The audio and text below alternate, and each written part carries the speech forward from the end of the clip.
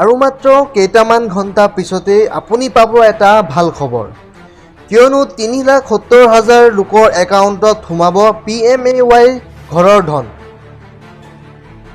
9 ডিচেম্বৰত লাখ লাখ লোকৰ একাউণ্টত সোমাব চৰকাৰী ঘৰৰ ধন। মুখ্যমন্ত্ৰীয়ে প্ৰদান কৰিব প্ৰধানমন্ত্ৰী আৱাস যোজনাৰ টকা। নতুনকৈ 37,415টা প্ৰধানমন্ত্ৰী আৱাস যোজনাৰ অধীনত গ্ৰামীণৰ ঘৰৰ আবণ্টন কৰা হৈছে। 9 ডিচেম্বৰত নতুনকৈ 12,000 ঘৰ আবণ্টনৰ সিদ্ধান্ত লোৱা হৈছে চৰকাৰৰ। পূৰ্বৰে পৰা এপ্ৰুভ হৈ থকা 3,70,000 পৰিয়ালে 9 ডিচেম্বৰত দিয়া হ'ব পকী ঘৰৰ ধন। বকুৰ পৰা মুখ্যমন্ত্ৰী আৰু মন্ত্ৰী ৰঞ্জিত দাসে প্ৰথম কিস্তিৰ ধন অনলাইন যোগেদি দিব একাউণ্টত। 3,70,000 নতুন বেনিফিচিয়াৰীয়ে পাব ধন। নতুনকৈ 37,000টা প্ৰধানমন্ত্ৰী আৱাস যোজনাৰ অধীনত গ্ৰামীণ ঘৰৰ আবণ্টন কৰা হৈছে। 9 ডিচেম্বৰত নতুনকৈ 12,000 ঘৰৰ আবণ্টনৰ সিদ্ধান্ত লোৱা হৈছে। আজি ৰাজ্যৰ লাখ লাখ লোকে পাব PMAY ঘৰ। সাজুনে আপুনি?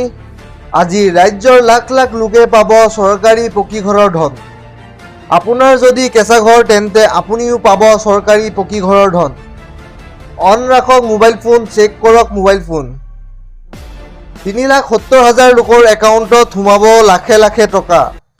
প্ৰতিটো পৰিয়ালে লাভ কৰিব 1,20,000ৰ পৰা 1.5 লাখ পৰ্যন্ত টকা। তালিকাত আপোনাৰ নাম আছেনে? আপুনি কেনেকৈ চাব? মুখ্যমন্ত্ৰীয়ে সকলো দৰিদ্ৰ পৰিয়াললৈ মুকলি কৰিব এই ধন। 3,70,000 নতুন বেনিফিচিয়াৰীয়ে পাব PMAY চৰকাৰী ঘৰ। নতুনকৈ 37,000 PMAৰ অধীনত ঘৰৰ আবণ্টন কৰা হৈছে। আপোনাৰ যদি কেঁচা ঘৰ তেন্তে আপুনি পাব চৰকাৰী পকী ঘৰ। অন ৰাখক মোবাইল ফোন, চেক কৰক মোবাইল ফোন। 3,70,000 লোকৰ একাউণ্টত সোমাব লাখে লাখে টকা। প্ৰতিটো পৰিয়ালে লাভ কৰিব 1,20,000ৰ পৰা 1.5 লাখ পৰ্যন্ত টকা। তালিকাত আপোনাৰ নাম আছেনে?